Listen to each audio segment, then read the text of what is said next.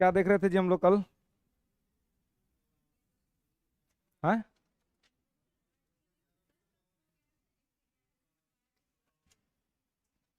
Article 110 तक हो गया था, है ना?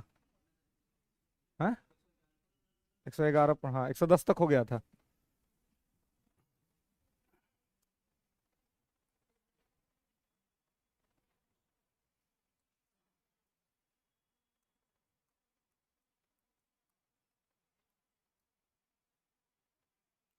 चलिए, तो आर्टिकल 111 में हमने बता दिया था। ये किसम बोतल है? अभी रखे हैं, अभी कहना। चलिए, तो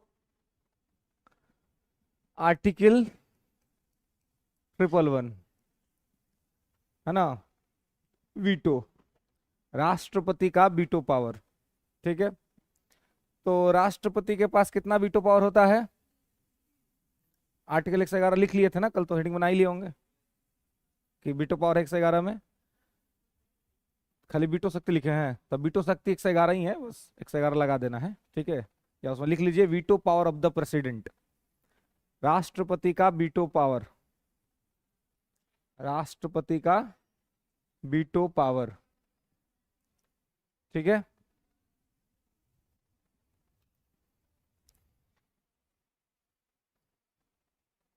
राष्ट्रपति का वीटो पावर। ठीक है, तो अब वीटो किस प्रकार का पावर है? तो वीटो पावर जो है, ये एक प्रकार का नकारात्मक पावर है, निगेटिव पावर है ना? कैसा है? आ जाइए, आपका इंतजार कर रहे थे हम लोग। हाँ? टाइम से पहले ना रहता है जी, आज तो हम खुद ही लेट घुसे हैं। आप सौभाग्यवश आप समझ लीजिए कि ये आप लोग के बैच में आप लोग तो आभास नहीं हुआ होगा कि हम लेट आते हैं, हुआ है जी? नहीं, नहीं हुआ होगा ना? कैसे कि आप लोग में हमेशा टाइम पे रहे हैं, है ना? बाकी सब बैच में अगर जाइएगा ना तो वहाँ आपको मालूम चलेगा कि अगर सबसे लेट में अगर कहीं आपको नाम पता चलेगा तो हमरे पता चलता। ये के झाका झुकी कर रहा है जी? झोंकलो फिर भोगलो होने, हैं? पागल, इतना झाँक ले तो घुस जाना चाहिए, तो झाँक के फिर वो भाग गया, पता नहीं कौन है ना? लेकिन आप लोगों के साथ ऐसा इस बैच में नहीं हुआ है ना? आ, चलिए, अच्छा चीज है कि आप लोग के बैच में ऐसा नहीं हो पाया, है ना? बाकी दो हाँ, 2 बार हुआ था तो आप लोग को पता नहीं चला, है ना? हाँ, वो मैंने आंसर का टास्क दे दिया था। ठीक है, तो थोड़ा सा वो रहता है यहाँ पे, तो शाम वाम का टाइमिंग, इसलिए अभी मॉर्निंग का जो मेरा क्लास रहता है दूसरी जगह पे, तो 8 बजे से वो लोग का बैच रहता है। हमको पहुंचते पहुंचते हो जाता है 8:30, 8:30। तो बेचारा एक दिन बोला कि सर एक काम करते हैं, टाइम में बदल देते हैं। हमने कहा फिर 9 बज जाएगा। नहीं, वो 8 है तब बुझिए कि 8:30 हो रहा है, वो हो जाएगा तो फिर वो दिक्कत हो जाएगा। तो बोले कि क्या करें? हमने कहा वो है जिससे है उसे चलने दीजिए, कोई बात नहीं है ना? वैसे वैसे अब इसका अब होता क्या कि बहुत सुबह में तरह बहुत सारा सब काम वाम रहता है ना? और थोड़ा सा हम लोग धार्मिक प्रवृत्ति के व्यक्ति हैं, है ना? आध्यात्मिक प्रवृत्ति के, तो जब तक तो नहीं भगवान का आराधना ही हो नहीं होगा, बढ़िया से पूजा पाठ नहीं हो, तब तक बाहर आदमी निकलता नहीं है। क्योंकि वो है अपन लोग का क्या है, कहा था कि तपबल विप्र सदा बरियारा, है ना? समझ रहे? तपबल विप्र सदा बरियारा, तप के प्रभाव से विप्र हमेशा मजबूत रहता है ना? तो तप का मार्ग व्यक्ति को नहीं छोड़ना चाहिए, है ना? और ये तो विद्यार्थी जीवन में इसका महत्व और भी है कि अगर आप योग योग थोड़ा बहुत कर लेते हैं तो आपका जो कंसंट्रेशन पावर है ना, जो आपका याद करने ना, भुला जाते हैं, कोई बात याद नहीं रहता है, तो उसका सबसे बड़ा कारण है आपके मस्तिष्क का कमजोर होना। मस्तिष्क में बहुत सारा चीज निगेटिव भरा हुआ है, उसको हटाना है, हटा करके पॉजिटिव चीज डालना है। तो मस्तिष्क मोबाइल तो है नहीं कि डिलीट मार दीजिएगा, है ना? तो यहाँ इसका एक ही उपाय है, योग। योग करके आप मस्तिष्क को कंट्रोल में रख सकते हैं। आइए, एक बार मस्तिष्क कंट्रोल में रह गया तो फिर समझिए कि आपका मेमोरी ऐसे ही स्ट्रांग हो जाएगा, है ना? कोई चीज आपको 2 बार से ज्यादा पढ़ने का जरूरत नहीं पड़ेगा, वो आराम से आप उसको अपने में समाहित कर सकते हैं। तो 111 में वीटो पावर है, है ना। वीटो जो है वो 111 में है। तो देखिए वीटो जो है, अगर आपसे पूछा जाए कि वीटो किस प्रकार की शक्ति है, तो वीटो नकारात्मक शक्ति है, नेगेटिव पावर है। क्या है? नकारात्मक शक्ति है ना, नेगेटिव पावर है। तो नकारात्मक शक्ति है मतलब, नकारात्मक शक्ति है मतलब कि ये रोक लगाता है। अब से कोई बिल होगा, अब बिल गया पास होने के लिए राष्ट्रपति के पास, कि पास होकर के एक्ट बनेगा, है ना। तो गया राष्ट्रपति के पास, तो राष्ट्रपति महोदय ने अगर उस पर वीटो लगा दिया तो कानून नहीं बन पाएगा। तो नहीं बन पाएगा तो ये नकारात्मक क्या ना हुआ जी, ये नेगेटिव हुआ, है ना। तो इसलिए इसको जो है सो यहाँ पर ध्यान रखेंगे कि क्या है, बिल जो है वो पास होगा तो एक्ट बनेगा, अगर उस पर वीटो लग गया तो एक्ट नहीं बन पाएगा। तो इसलिए वीटो एक प्रकार से नकारात्मक शक्ति है। और राष्ट्रपति के पास, भारत के राष्ट्रपति के पास 3 तरह का वीटो पावर है ना। लिख लेंगे कि भारत का संविधान भारत के राष्ट्रपति को, भारत का संविधान भारत के राष्ट्रपति को 3 प्रकार का वीटो शक्ति उपलब्ध कराता है। Indian constitution, Indian constitution provides 3 types of veto power, provides 3 types of veto power for the president। Bharat का संविधान राष्ट्रपति के लिए 3 प्रकार का वीटो उपलब्ध कराता है। ठीक है क्या जी, आप रेगुलर काहे नहीं रहते हैं जी? ट्रिप पर आते हैं, कहीं मन किया चलो घूम लेते हैं, हैं? तुमको नहीं बोल रहे हैं, एकदम पीछे उनको बोल रहे हैं। हाँ हाँ हाँ, आप ही को बोल रहे हैं महोदय। हैं कि ट्रिप चल रहा है, वो सब मैनेजमेंट वाला लोग देखता नहीं है, अभी बोल देंगे कि रेगुलर जो है वो आने दीजिए, नहीं आ रहा उसको भगाइए। हैं क्या दिक्कत है कोई? रेगुलर कहाँ नहीं रहते हैं? घर चल गए थे? इतना दिन से घरे थे, चुनाव प्रचार में थे। अभी तो चुनाव चल रहा है दूसर का, शादी ब्याह लगन तो खत्म है जी, लगन चल रहा है। हाँ खरमा लगन खत्म है। हैं तो क्या कर रहे थे घरे? हैं चुनाव में? देखिए, हैं सही पकड़ा ना। हैं कौन क्षेत्र है? सीतामढ़ी। चुनाव हो गया 20 को है, मुख्यमंत्री गए भी नहीं कहीं सीतामढ़ी, आप चल गए। मुख्यमंत्री 2 दिन से घर बैठल, नहीं जा रहे हैं सीतामढ़ी, उनका कैंडिडेट चुनाव लड़ रहा है वहां पर। हैं तो देखिए कि वो लोग अपना चुनाव का तैयारी कर रहा है, वो पास कर जाएगा तब 5 साल करियर सुरक्षित हो जाएगा। आप वही लोग का करियर सुरक्षित करने गए थे, अपना करियर। हैं वोट देना है तो ठीक है, जिस दिन वोट होना जाके वोट देके चलाना है ना। खूब हो तो एक दिन जाएगा, उसमें कोई दिक्कत नहीं है, वोट देना अधिकार है, देना चाहिए, वोट देने में कोई दिक्कत नहीं है। वोट सबको, जिनका भी एज हो गया 18+ हो गया, अगर वोटर आईडी नहीं भी है तो बनवा लेना चाहिए, जाके वोट जरूर देना चाहिए, है ना। ये डेमोक्रेटिक काम है इसको। लेकिन अब जाके चुनाव प्रचार में 10 दिन 15 दिन लगा दीजिएगा, बढ़ जाइए, है ना, तो फिर दिक्कत ना होगा जी। है तो पहले अपना करियर का चिंता करना, वो सब अपन करियर का चिंता कर रहा है ना। 3-4 महीना का गेम है वो लोग का, जीत जाएगा तो 5 साल सुरक्षित हो जाएगा। आपका भी 5 महीना का गेम है, 30 सितंबर को एग्जाम है, जीत जाइएगा आप तो आपका लाइफ सुरक्षित हो जाएगा। हार गए तो मैटर खत्म, है ना। तो वो लोग का तो काम कैसे हुआ को चल जाएगा, आपका काम चलेगा? नहीं चलेगा। रेगुलर रहिएगा कल से, है ना, नहीं तो फिर रिजिग्नेशन लेटर के लिए तैयार रहिएगा। चलिए, तो हाँ जिसको आना है रेगुलर है जी, नहीं नहीं आना है तो परमानेंट छुट्टी ले ले, अभी मत करे, काम है आने का जरूरत है। कहियो आइएगा कहियो नहीं आइएगा तो कुछ बुझेबे नहीं करेगा। एक जिसका जो रेगुलर, उसका एक कनेक्टिविटी रहता है, एक तारतम्यता रहता है ना। लगातार आप पढ़ते हैं तो उससे आपको आपको ही फायदा होता है। ठीक है, तो 3 तरह का है, कौन कौन सा तो लिखेंगे, लिखेंगे कौन कौन सा रहता है। तो लिखेंगे पहला absolute veto, absolute veto, pocket veto, absolute veto, absolute veto, pocket veto and suspensive veto. Absolute को हिंदी में बोलते हैं आत्यांतिक वीटो, आत्यांतिक वीटो। एब्सोल्यूट वीटो को कहते हैं आत्यांतिक वीटो। पॉकेट वीटो को अगर हिंदी में कहेंगे तो कहते हैं जेबी वीटो। तो पॉकेट ज्यादा बढ़िया है, जेबी भी मत लिखिएगा, मटर गबड़ा जाएगा, है ना। ठीक है, जेबी वीटो, पॉकेट वीटो को जेबी वीटो बोलते हैं। सस्पेंसिव वीटो को निलंबनकारी वीटो। ठीक है, निलंबनकारी वीटो। तो तीन तरह का है। अब देखिए, अब है कि आत्यांतिक वीटो का प्रयोग राष्ट्रपति कब करेगा। तो आत्यांतिक वीटो का प्रयोग राष्ट्रपति तीन सिचुएशन में करेगा, है ना। तीन नहीं, दो।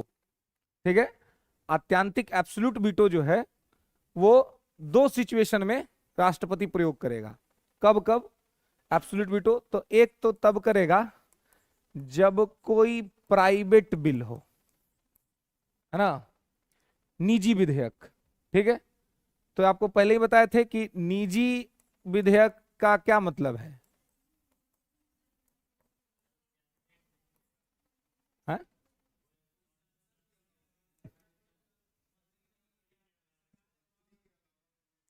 हाँ बिल्कुल, हाँ।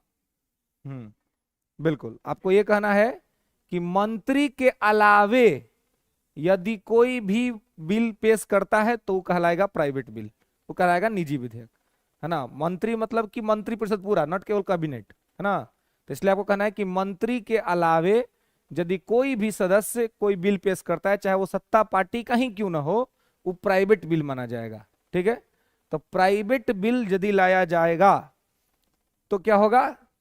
प्राइवेट बिल लाया जाएगा तो अब देखिए, प्राइवेट बिल लाया गया मतलब कि सरकार नहीं चाहती है कि आए, है कि नहीं। अगर सरकार चाहती तो उसका कोई मंत्री लेके आता, तो नहीं ला रही है।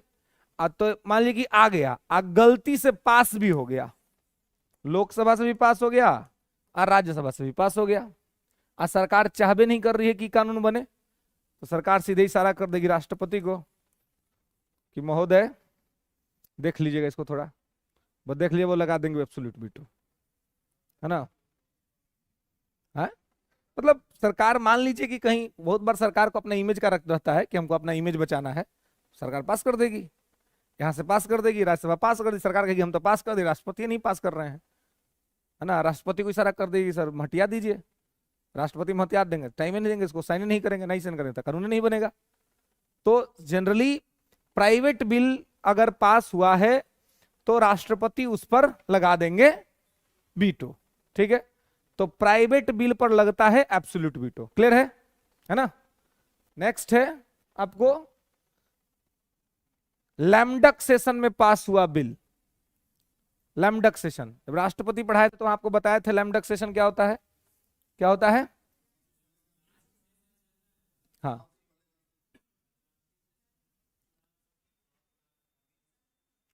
सही शब्द सही लाइन याद रखना है ना। देखिए भाव आप लोग सब सही बता रहे हैं, माने भाव ठीक बता रहे हैं, बताना उत्तर आप सही चाह रहे हैं, लेकिन शब्दों की तारतम्यता नहीं है, शब्दों का संयोजन नहीं है।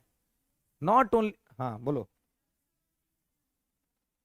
चल रही लोकसभा का अंतिम सत्र, चल रही लोकसभा का अंतिम सत्र। ठीक है, जो लोकसभा चल रही है उसका अंतिम सत्र, ऐसे बोलना है कि चल रही लोकसभा का अंतिम सत्र जो है वो कहलाता है आपका लैम्डक सेशन।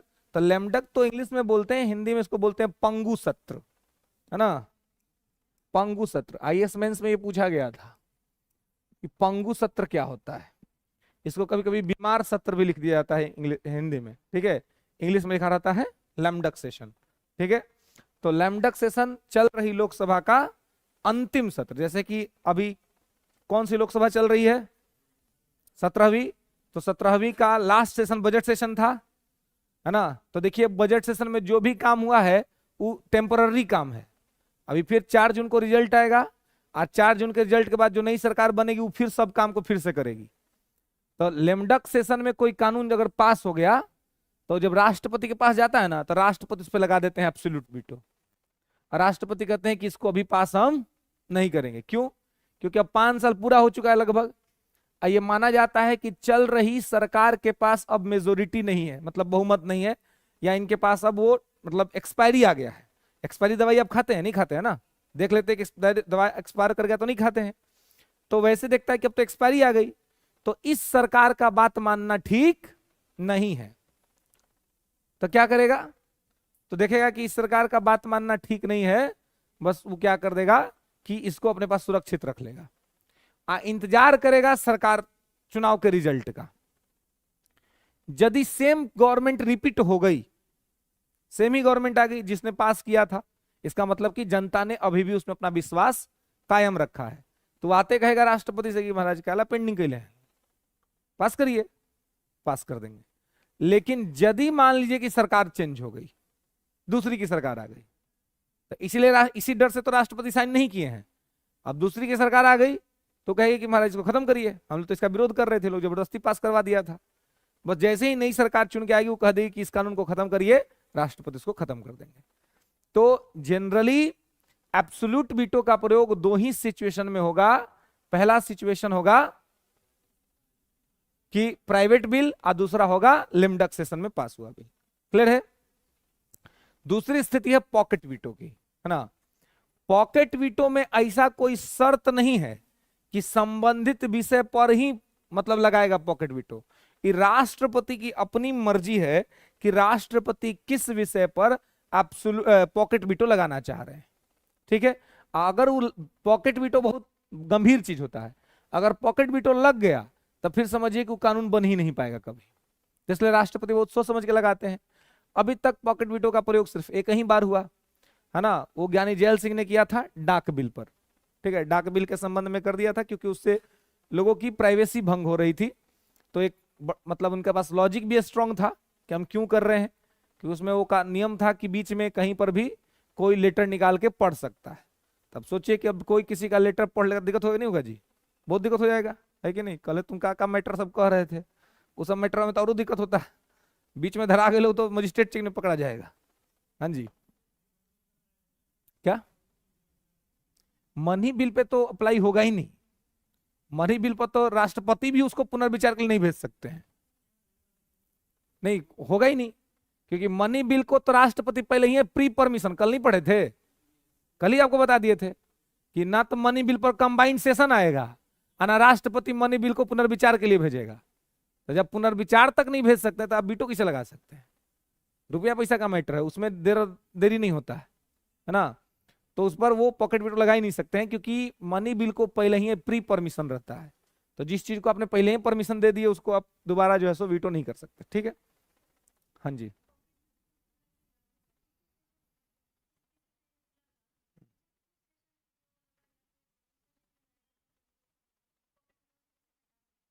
नहीं हटा सकते हैं। जब किसी कानून पर को आपने पास किया कोई बिल और राष्ट्रपति ने उसको लगा दिया तो लगा दिया मतलब वो खत्म हो गया अब।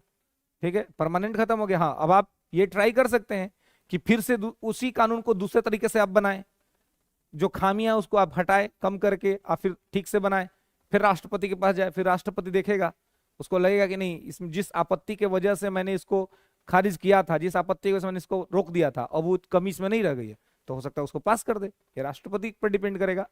तो इसलिए पॉकेट वीटो राष्ट्रपति लोग लगाते भी नहीं है जल्दी। वो तो ज्ञानी जैल सिंह ने लगा दिया क्योंकि एक सही रीजन था और कुछ परिस्थितियां भी वैसी बन गई थी उस समय की। भारत की राजनीतिक परिस्थिति भी कुछ ऐसी थी कि तत्कालिक प्राइम मिनिस्टर के साथ जो प्रेसिडेंट के जो संबंध थे वो थोड़े गंभीर हो गए थे, मतलब थोड़े बिगड़ गए थे। तो उनको भी मौका का तलाश था, मौका मिल गया। वो मौका मिल गया तो उन्होंने दिखा दिया कि राष्ट्रपति का क्या पावर है ना। तो उन्होंने लगा दिया पॉकेट वीटो, जो कि जरूरी था कि अगर किसी का लेटर किसी को जा रहा है, उसमें पहले लेटर का ही माध्यम था, पहले फोन ऑन तो नहीं था कि मैंने मैसेज भेज दिया अपना मैटर दूसरे को पहुंचा दिया तुरंत। अब तो एकदम मतलब राइट टू प्राइवेसी बहुत बढ़ गई है ना, निजता बहुत बढ़ गया है ना। कोई किसी का फोन नहीं चेक कर सकता है। अब पहले लेटर कहां से कहां जाना था, कहां से कहां क्रॉस करना था, किसके माध्यम से कहां पहुंचेगा, तो बीच में कोई निकाल दिया तो पढ़ लेगा सब मैटर। तो वही ये कहे कि भाई राइट टू प्राइवेसी का मतलब ये कर दिया, खतरा है उसको लेकर के, तो उन्होंने इसको कह दिया कि भाई ये नहीं हो सकता है, तो उसको उन्होंने रिजेक्ट कर दिया। और उसके बाद फिर किसी राष्ट्रपति ने उस पर कभी विचार नहीं किया, और ना कोई सरकार फिर इस तरह का कोई काम कर पाई। तो पॉकेट वीटो के लिए कोई स्पष्ट नियम नहीं है कि इसी तरह के बिल में लगा सकते हैं, लेकिन सामान्य तौर पे राष्ट्रपति उसी पर लगाता है जिससे देश की व्यवस्था को नुकसान हो रहा हो या आम जनता को बहुत बड़ी हानि हो रही हो, तभी लगाएगा, अन्यथा वो नहीं लगाएगा। ठीक है। सस्पेंसिव वीटो या निलंबनकारी वीटो, ये तो हमेशा लगते रहता है। सस्पेंसिव वीटो वही वीटो है जिसका वो नियम है कि एक बार राष्ट्रपति पुनर्विचार के लिए भेज सकता है। तब पुनर्विचार के लिए भेजा, यानी कि सस्पेंड कर दिया कुछ समय के लिए, अब वो गया, अब फिर लोग उसी को उसी रूप में पास करके यदि भेज दिए तो स्वीकार कर लिया जाएगा, अगर वो पास करके नहीं आया तो उसको स्वीकार नहीं किया जाएगा, है ना। तो ये डिपेंड करता है सिचुएशन पर कि सिचुएशन कैसा है। ठीक है। तो राष्ट्रपति पर निर्भर करता है, राष्ट्रपति किसी बिल को टेम्पररी रूप से सस्पेंड कर सकता है, और अगर वो बिल सुधार के साथ या बिना सुधार के भी फिर से राष्ट्रपति के पास गया तो राष्ट्रपति उसे मानने के लिए बाध्य है, फिर राष्ट्रपति उसको साइन करेगा। ठीक है। तो सस्पेंसिव वीटो का प्रयोग सबसे ज्यादा बार हुआ है, ये हमेशा होते रहता है, क्योंकि इससे कोई बिल खत्म नहीं होता है, बस सरकार को एक बार पुनर्विचार के लिए कहा जाता है कि आप रिव्यू कर लीजिए। ठीक है। तो यही स्थिति यहां पर 111 के साथ राष्ट्रपति के लिए होता है। क्लियर है? कोई दिक्कत? तो ये 3 वीटो है, absolute veto, pocket veto, suspensive veto. बताइए इसमें कहीं किसी को दिक्कत, कोई समस्या? क्या? जब अनिश्चितकालीन रोक लगा दिया तो समझ जाइए कि पॉकेट वीटो लगा दिया। जब समय नहीं बताएगा, है ना, अनिश्चित काल तक के लिए रोक दिया, सरकार को समझ में आ जाएगा कि लग गया पॉकेट वीटो। वो पास ही नहीं होगा, वो को रिस्पॉन्ड ही नहीं करेगा। अब आप किसी से पानी मांग रहे हैं, उन्हें कह रहा है कि देंगे नहीं, अनाज उठ के दे रहा है, तब क्या करिएगा? अब वही है कि जाके खुद ही उठा के पी लीजिए, नहीं तो दूसरा प्रोसेस शुरू कीजिए। यही ना उपाय है, दूसरा कोई उपाय है? कोई उपाय नहीं है। तो राष्ट्रपति एकदम साइलेंट हो जाता है इस पर, कंप्लीट क्या हो जाएगा? साइलेंट हो जाएगा, कोई रिस्पॉन्स ही नहीं करेगा, कोई रिस्पॉन्ड नहीं करेगा। तो जब कोई रिस्पॉन्ड नहीं करेगा, कोई ये नहीं करेगा, तो सरकार समझ जाएगी कि हो गया मैटर, है ना। तो आप फिर से उसको तैयार कीजिए। आप पूछ सकते हैं राष्ट्रपति से कि भाई काहे लगाए हैं, तो अपना आपत्ति बता सकता है कि ये वजह है, ये कारण है। लेकिन लंबे समय तक जो है सो ऐसा अगर कर दिया तो सरकार समझ जाती है कि इस पे लग गया पॉकेट वीटो। बाकी में होता है तो राष्ट्रपति कह देता है कि हम कुछ दिन विचार करेंगे, 10 दिन, 15 दिन, 1 महीना विचार करके इसको साइन करेंगे। लेकिन जब कह देगा कि कुछ नहीं कर सकते, कोई समय सीमा नहीं है हमारे पास, तो बिना समय सीमा दिए राष्ट्रपति ने बिल को रिजर्व कर दिया, तो फिर समझिए कि वो रिजर्व ही रहेगा। आज भी राष्ट्रपति भवन में पॉकेट वीटो रिजर्व ही पड़ा हुआ है, किसी राष्ट्रपति ने उसको हाथ से नहीं छुआ, क्योंकि एक राष्ट्रपति ने उसको रोक दिया था। तो जब अनिश्चित काल हो गया तो फिर समझिए कि वो परमानेंटली ये हो। नहीं, कोई मिनिमम ऐसा टाइम, मतलब कोई टाइमिंग फिक्स नहीं है, बस उसका ये है कि वो अगर वो बोल दें कि अनिश्चित काल तक हमारे पास रह गया तो समझिए कि पॉकेट वीटो लग गया। हाँ। हम्म।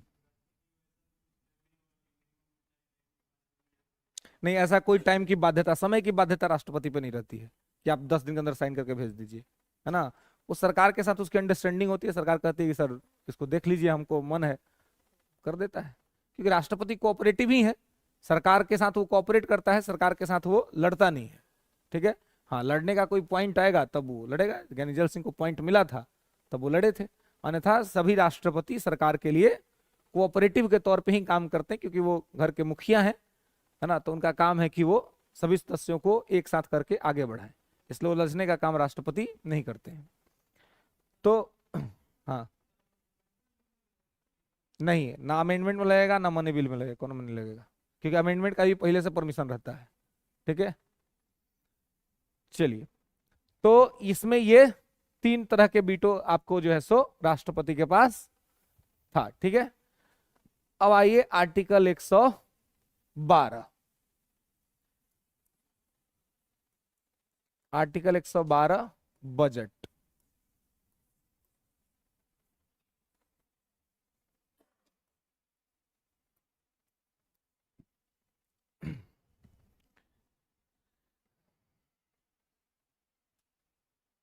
Article 112 budget. तो बजट क्या होता है?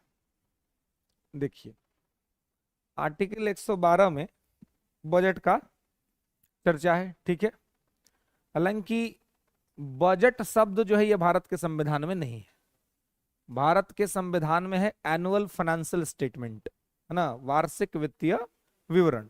लेकिन सामान्य तौर के आम भाषा में हम लोग बजट इसको कह लेते हैं, लेकिन बजट शब्द संविधान में नहीं लिखा हुआ है। लेकिन हाँ, ये बजट शब्द जो है इसकी उत्पत्ति कहां से हुई है?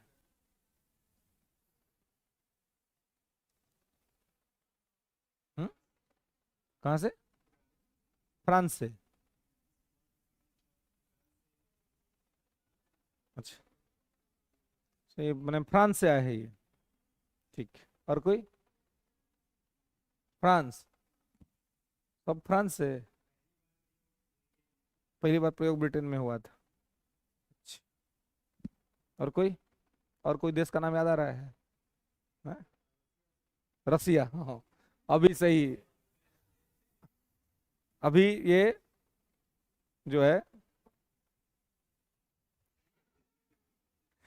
तुम और गलत हो सकते हो, क्या लगता है?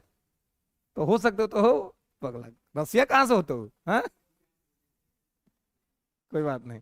फ्रांस, है ना, फ्रांस में है, ठीक है। फ्रांस में सबसे पहले, जितने लोग फ्रांस कर रहे थे सही थे वो लोग, कि फ्रांस जो है सबसे पहले बजट शब्द का प्रयोग जो है वो फ्रांस में ही हुआ था, ठीक है। और सबसे पहले बजट पेश भी फ्रांस में ही किया गया था, नॉट ब्रिटेन, है ना। ब्रिटेन का कोई संबंध नहीं इससे। सब फ्रांस का ये शब्द है, तो इसको, इसका एक्चुअल प्रोनाउंसिएशन जो होता है फ्रेंच में वो होता है बगट, है ना। हम लोग शुद्ध तौर पे कहते हैं बजट, लेकिन एक्चुअल वर्ड है फ्रेंच का बगट, ठीक है। BUDGET, इसका एक्चुअल प्रोनाउंसिएशन होता है बगट। हम लोग बजट बोलते हैं, ठीक है, सुधार करके, लेकिन इसका प्रोनाउंसिएशन होता है बगट, जिसका अर्थ होता है चमड़े का थैला। इसका अर्थ होता है चमड़े का थैला, ठीक है। चमड़े का थैला इसका अर्थ होता है। तो सबसे पहले जो बजट पेश हुआ था वो फ्रांस में ही पेश हुआ था। अब बेस पेश कौन किया था? हम्म? बोलिए, क्या बोल रहे थे? विल्सन? फ्रांस में विल्सन पहुंच गया है? बारह कहते हैं कि जब आप किसी प्रश्न का गलत उत्तर देते हैं तो इससे दो बातें क्लियर हो जाती हैं। एक तो जो पूछा गया है वो तो नहीं है पता है, क्या जी? को जो बता रहा है उसको बारे में भी नहीं पता है कि नहीं? हाँ?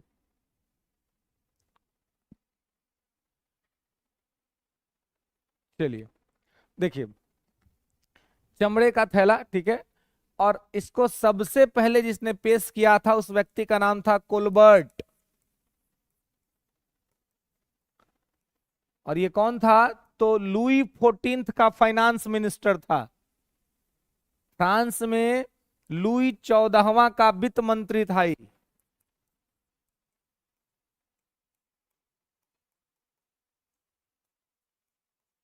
लुई 14वां, लुई 14 का,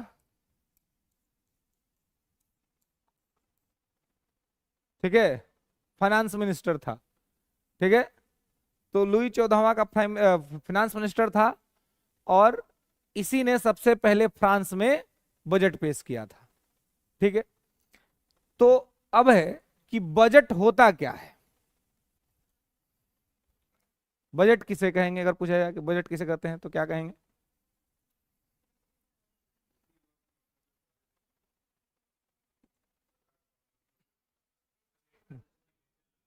हम्म?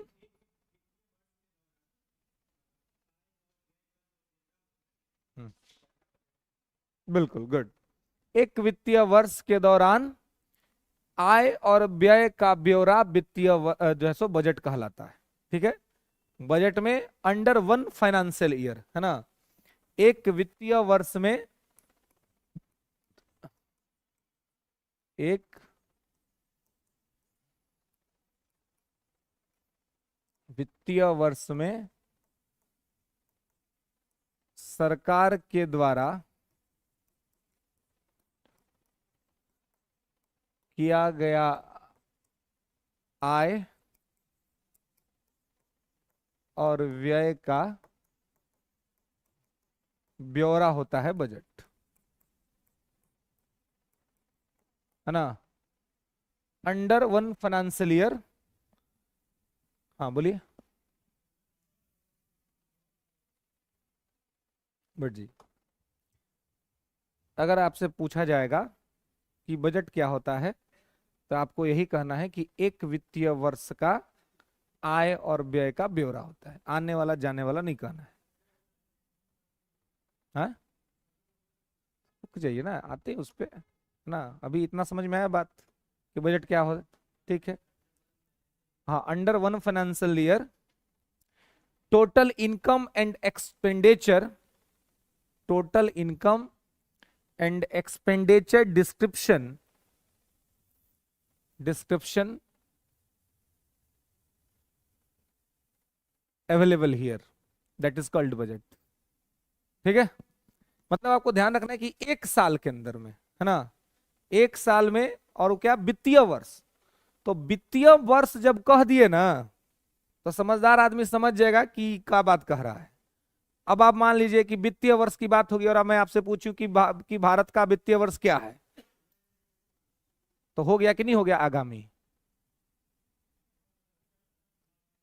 तो उसका बजट से क्या लेना देना है, बजट है वो, आर्थिक समीक्षा है वो, इकोनॉमिक रिव्यू है ना। वो पहले नहीं आता था, वो 2003 से आ रहा है, अटल जी के समय से आ रहा है ना। उसके बाद से ही और तो तमाम चीजें आने लगी।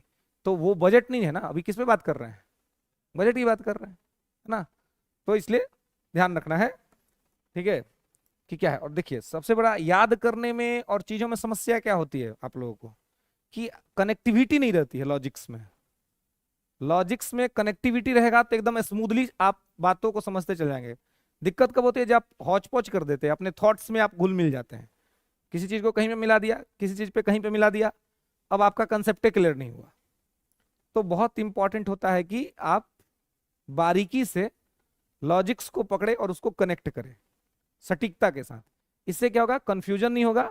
आज जब कंफ्यूजन नहीं होगा तो स्पष्ट चीजें आपको दिखेंगी। इसलिए मैं बारीक से हर एक बात स्टेप बाय स्टेप बताता हूं हर चीज का, कि आपके अंदर में कंसेप्ट चला जाए, फैक्ट नहीं जाए खाली। क्योंकि मैं हमेशा कहता हूं कि फैक्ट के लिए आपको 20-25 रुपए का किताब मार्केट में मिलेगा। ये हम कोई नया बात नहीं बता रहे हैं, आप खोलिएगा ना तो हाँ सब आपको लिखा हुआ मिल जाएगा, लेकिन कंसेप्टवा नहीं मिलेगा। और सिविल एस्पिरेंट को कंसेप्ट चाहिए, है ना। तो वो तारतम्यता चाहिए आपको। तो तारतम्यता को आपको समझना है कि किस तरह से आप अपने बातों को समझेंगे और फिर कैसे अपने बातों को रखेंगे। तो बजट क्या है, एक वित्तीय वर्ष के अंदर में आय और व्यय का ब्यौरा। तो अब सवाल आएगा कि अच्छा तो वित्तीय वर्ष क्या होता है भाई। तो हर देश का, हर सिस्टम का अपना अपना फाइनेंशियल ईयर होता है, हमारा अपना फाइनेंशियल ईयर है। और भारत का जो वित्तीय वर्ष है वो 1 अप्रैल से लेकर के 31 मार्च तक है। 1 अप्रैल से 31 मार्च, ये हमारा वित्तीय वर्ष है। अब 1 अप्रैल से 31 मार्च का जो हमारा वित्तीय वर्ष है, इसको आप देखेंगे कि ये किस तरह से काम करता है। तो अब 1 अप्रैल तो ये आगामी है ना होगा। अब अगला बार अप्रैल आएगा कहां, सीधे किस में, 2025 में, है ना। इधर तो आपको मिलेगा नहीं। तो आपका देखिए, आपका इंड भी हो रहा है मार्च में, तो भी नया साल में इंड होगा, आएगा भी नया साल में। तो इस वजह से हमारा जो बजट होता है वो आगामी बजट होता है, भविष्य का बजट होता है, ठीक है, क्योंकि हमारा वित्तीय वर्ष ही ऐसा है। ओके, तो वित्तीय वर्ष ही ऐसा है। अब ये बजट इकोनॉमी में पढ़े होंगे तो वहां पे आपको बजट का इतिहास पढ़ना रहता है कि बजट में किस तरह। तो ये अभी नहीं हुआ है ना, ये बहुत बार चेंज हुआ है ना, बहुत बार इसको चेंज किया गया है, ठीक है। और तब जाकर के इसको लाया गया है 1 अप्रैल से 31 मार्च। और वर्तमान में जो है आरबीआई का जो फाइनेंशियल ईयर है, रिजर्व बैंक ऑफ इंडिया का, इसका क्या है, हाँ, वही 1 जुलाई से 30 जून था, ठीक है। पहले आरबीआई का हुआ करता था, लेकिन अब उसको भारत सरकार के बजट के साथ ही कर दिया गया है। माने आरबीआई का भी जो फाइनेंशियल ईयर है वो वही हो गया है जो भारत सरकार का बजट है। ठीक है, भारत सरकार का जो फाइनेंशियल ईयर है वो। तो क्योंकि आने वाले महीने भी इसमें कवर होते हैं, इसलिए ये क्या है, आपको आगामी बजट होता है। ठीक है, तो इस पर मैं विशेष बात नहीं करूंगा, क्योंकि इस पर और विशेष बात इकोनॉमी में आपके साथ किया जाएगा। मैं तो यहाँ पे आपको पॉलिटी का संदर्भ समझाऊंगा कि संविधान में इसका क्या रोल है और किस तरीके से इसकी स्थिति है। तो ये 1 अप्रैल से 31 मार्च का मैटर है। ये क्या है, आपका फाइनेंशियल ईयर है। ठीक है, और यही इसी के तहत आपका बजट पेश किया था, इसमें कि सरकार अपने इनकम और अपना एक्सपेंडिचर दोनों बताती है। अब बड़ी सीधी सी बात है कि जब डाटा आपका जो बजट ही आगामी है, तो यहां पर आपके पास जो भी डाटा होगा वो सब क्या होगा, वो सब परसेप्शन का डाटा है, अनुमान है कि इस आगामी वित्तीय वर्ष में हमारा इतना करोड़ का बजट होगा, इसमें हमको इतना आय होगा, हमको इतना व्यय होगा, ये अनुमान है। और इसी अनुमान को अगले साल जब आपका बजट पेश होता है, तो अब तो बजट 1 फरवरी को पेश होता है, पहले ये फरवरी के अंतिम सप्ताह में पेश होता था, है ना। तो अभी क्या होता है कि बजट पेश होने से एक दिन पहले आता है इकोनॉमिक रिव्यू, आर्थिक समीक्षा, जो मोटा मोटी आपको ये बताता है कि बजट में जो लक्ष्य रखा गया था उसमें से किन किन लक्ष्यों तक हम कहां तक पहुंचे हैं, उसमें वास्तव में कितने हमें इनकम हुए और कितना हमारा एक्सपेंडिचर हुआ। तो एक प्रकार से वो एक रिव्यू आपको मिल जाता है, एक समीक्षा आपको मिल जाती है, जो बजट पेश होने के एक दिन पहले आ जाता है। तो जैसे कि अब 1 फरवरी को बजट पेश होता है, तो 31 जनवरी को सरकार जो है वो इकोनॉमिक रिव्यू देश के सामने रख देती है ना, आर्थिक समीक्षा आ जाता है। उसको आप पढ़ के देख सकते हैं और समझ सकते हैं कि पिछला बजट का किस तरह का परफॉर्मेंस रहा है, किस तरह का प्रदर्शन रहा है। हालांकि वो भी एग्जैक्ट डेटा नहीं होता है, किसी बजट का फाइनल डेटा आपके पास 3 साल बाद आता है, लगभग 3 इयर्स बाद। मतलब कि 3 साल बाद आपको फाइनल फिगर पता चलेगा कि एग्जैक्ट जो हमने रखे थे उसमें हमने कितने गोल अचीव किए और कितने गोल हम अचीव नहीं करे। इसका फाइनल डाटा ये आपको लगभग 3 साल बाद पता चलता है। ठीक है, तो उसी तरीके से यहां पर जो डाटा रखे जाते हैं वो सारे डाटा एस्टिमेटेड होते हैं, है ना। मतलब कि एस्टिमेट किया गया है, ये कम ज्यादा होते रहता है। इसलिए बहुत बार आप सुनते हैं कि बजट घाटा लग गया, है ना। एक इकोनॉमी में आप टर्म पढ़े होंगे, राजकोषीय घाटा, फिस्कल डेफिसिट, है ना, कि फिस्कल डेफिसिट कैसे होता है। ठीक है, तो बजट घाटा और फिस्कल, जो बजट डेफिसिट है और फिस्कल डेफिसिट है, इसमें क्या अंतर क्या होता है ना। तो ये सारी चीजें वहां से पता चलती है कि जो रखा जाता है, और सरकार पहले से ही एक टारगेट रखती है कि हमको इतना राजकोषीय घाटा हो सकता है, हमको इतना फिस्कल डेफिसिट हो सकता है। तो फिस्कल डेफिसिट का एक सरकार अपना बजट के अंदर में अपना एक टारगेट रखती है कि इतना तो घाटा हमको लगेगा, है ना।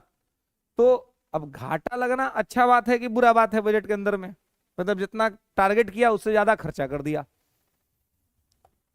टारगेट था 500 का, खर्चा कर दिया 550 करोड़। तो ये अच्छा बात हुआ, बुरा बात हुआ?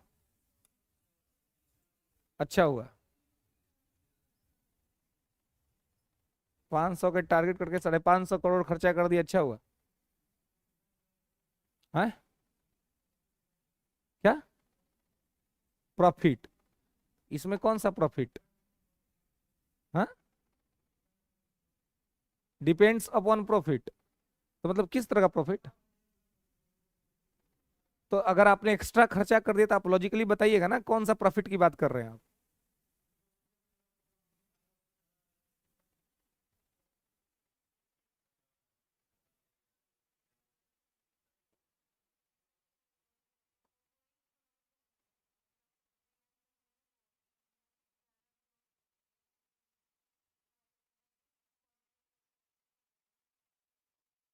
बिल्कुल। देखिए, जब कोई डेवलपिंग नेचर का स्टेट होता है तो वहां बजट घाटा लगना कोई बुरा बात नहीं माना जाता है ना। हाँ, लेकिन अब डिपेंड करता है कि खर्चा का प्रकृति क्या है। अब जैसे मान लीजिए कि आपके पॉकेट में 5,000 रुपया है, आपको पिताजी ने कहा कि भाई 5 ही हजार में तुमको अपना काम चलाना है। और आप यहाँ आए पढ़ने के लिए और आपको बेहतर पढ़ाई के लिए 10,000 खर्चा करना पड़ रहा है मान लीजिए, लेकिन आपके पास है 5-6 हजार।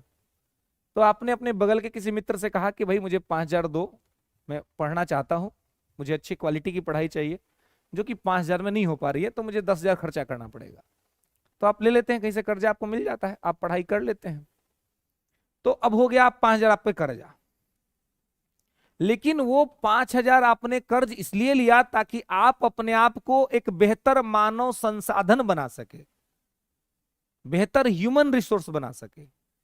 क्योंकि जब अगर उच्च कोटि का शिक्षा प्राप्त कर लिए 5,000 कर्जा लेकर के, तो हो सकता है कि उस पढ़ाई के बल पे आपको 50,000 की आमदनी होने लगे, इसकी संभावना रहेगी। तो प्रोडक्टिव कार्य के लिए, इन्वेस्टमेंट के लिए, इंप्लॉयमेंट के जनरेशन के लिए, इन्वेस्टमेंट के लिए, निवेश के लिए अगर सरकार ऐसा कोई काम कर रही है तो ये अच्छा काम है। इससे अगर बजट घाटा लगता है तो कोई बुरा बात नहीं है। लेकिन अब 5,000 लेकर के आए और आपका कोई मैटर हो गया, अब मैटर हो गया, उन्हें कोई ना पार्टी उटी देने का मैटर हो गया, उधर कहीं बर्थडे उर्डे आ गया, है ना। अब बर्थडे में तो सब बिकल रहता है बेचारा सब, ठीक है नहीं, पिताजी पैसा दे रहे हैं जाके पढ़ो, नहीं दूसरे काम कर रहा है।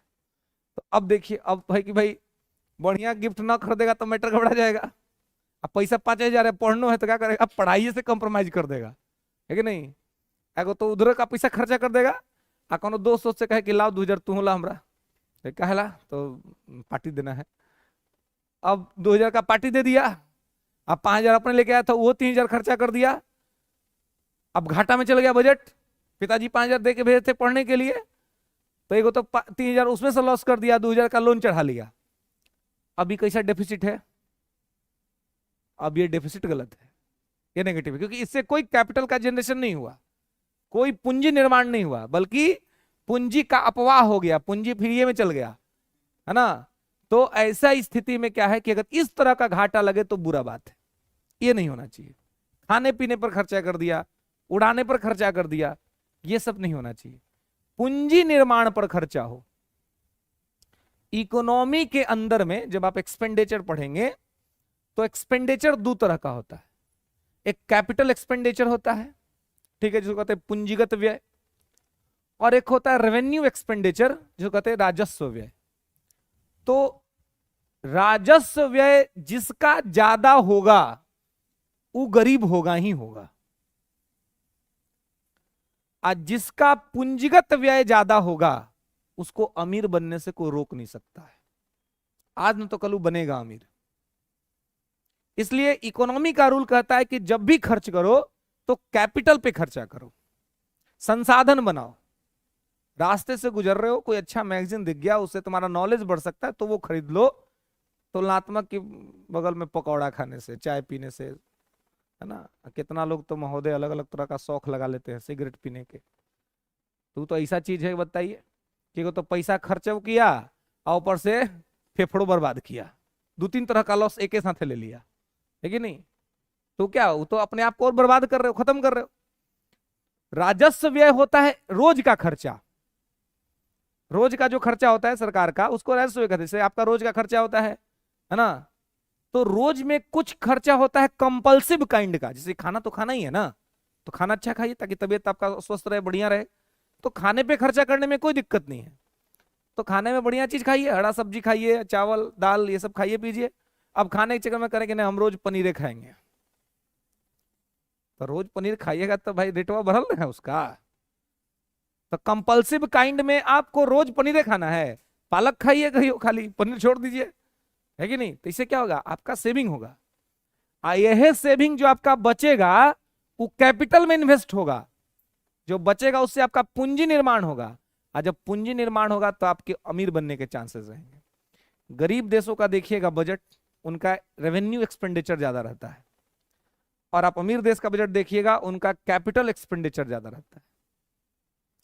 भारत में गरीबी को थोड़ा समझने की कोशिश करिएगा, गांव जाइएगा और देखिएगा जहां पे गरीबी है वहां की क्या स्थिति है। उस घर के लड़के के पास बड़ा सा मोबाइल सेलफोन होगा हाथ में, बढ़िया सा, हो सकता है शायद आप में से वो सब यूज नहीं कर पाए आप, लेकिन उसके पास मिलेगा बढ़िया सा सेलफोन, जबरदस्त एकदम लंबा चौड़ा एकदम पूरा एकदम बड़का सा रख ले रहेगा, है ना। घर में फर्स्ट क्लास की एलईडी टीवी मिल जाएगा, है ना। मतलब विलासिता के लगभग साधन मिल जाएंगे, लेकिन एजुकेशन का स्तर नहीं मिलेगा।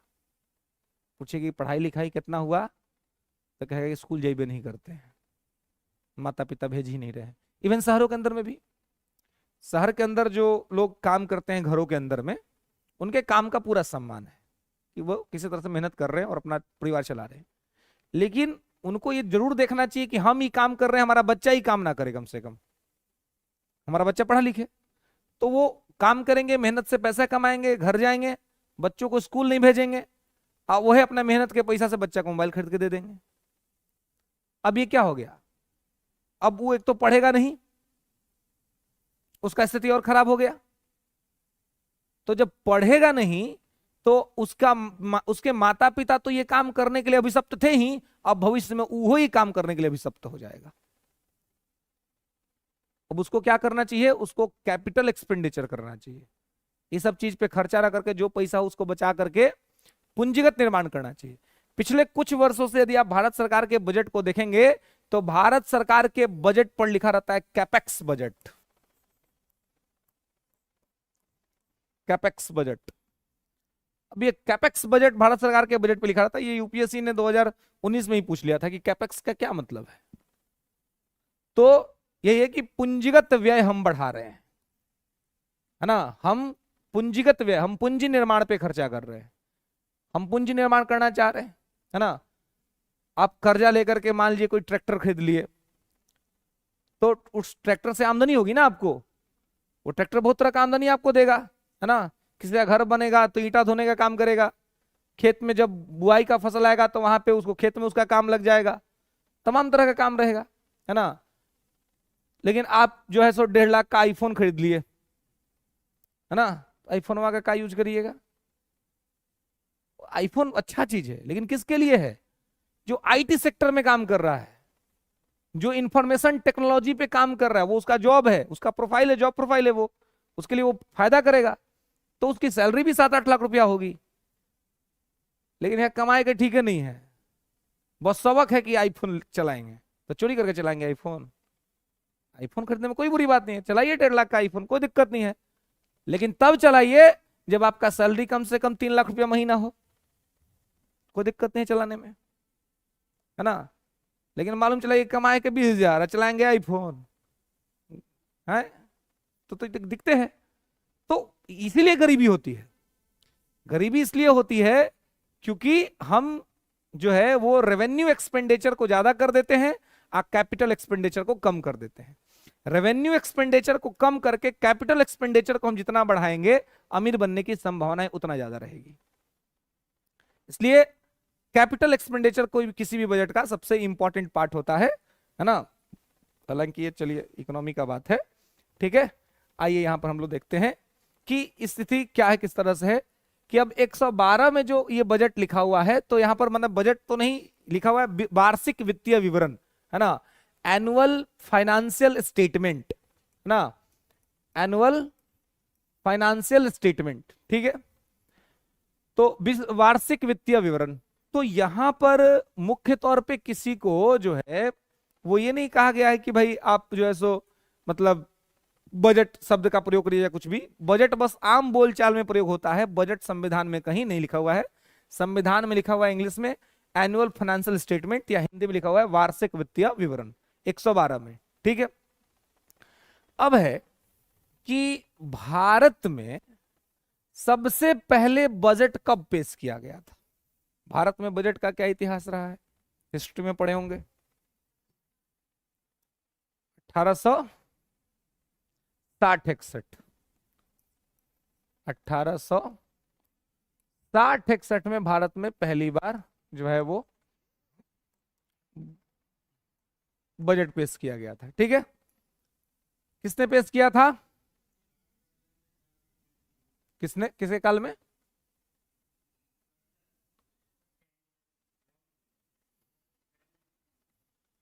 कैनिंग का भारत में टाइम है 1899 से 1905, है ना। कर्जन का, सॉरी, कर्जन का, तो कर्जन नहीं होगा ना, कैनिंग होगा, कि कैनिंग का टाइम है भारत में 1856 से 1862। बट जी, तो लॉर्ड कैनिंग, ठीक है, वायसराय था लॉर्ड कैनिंग, नॉट कर्जन, है ना। यहां पर कैनिंग था। सारा गवर्नर जनरल वायसराय का नाम किसी को याद है जी? हैं? भूल गए? पहले याद था? कितना दिन का उम्र हो गया कि भूल गया जी? कितना दिन पहले याद किया था कि भूल गया? हैं? आज से 1.5 साल पहले कैसे याद किया था? हैं? रट लिए थे इसलिए ना। हम्म। बंगाल का पहला गवर्नर कौन था? कौन? Robert Clive. Robert Clive Bengal का पहला गवर्नर। अब बंगाल का पहला गवर्नर जनरल वारेन हेस्टिंग। अब बंगाल का अंतिम गवर्नर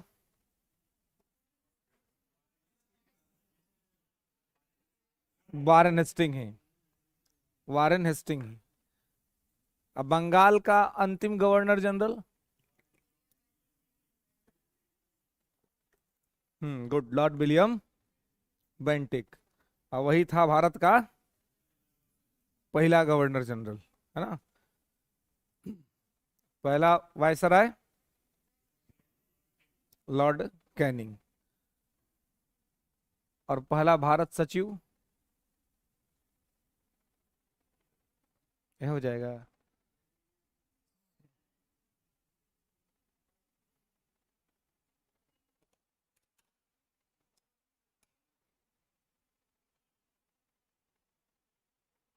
हम्म।